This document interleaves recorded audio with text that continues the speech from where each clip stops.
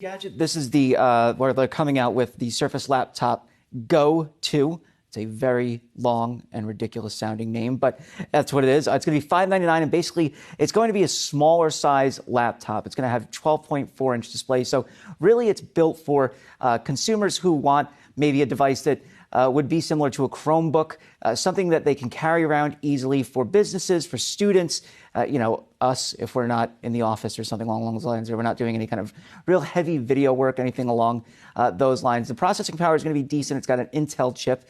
It's going to have plenty of RAM, enough storage to get you by, but it's not going to be a heavy hitter. So don't expect it to be like a MacBook Air competitor or even a MacBook Pro competitor. This is going to be a smaller device that really is just a convenience factor. And I think that's really interesting for what Microsoft is doing here. And you kind of wonder, why do they continue to put out these Surface products, right? They're never going to be major sellers for Microsoft. They're never going to be really big revenue generators. And the idea, honestly, is to just show other companies how good Microsoft products can be, or how good Windows products can be.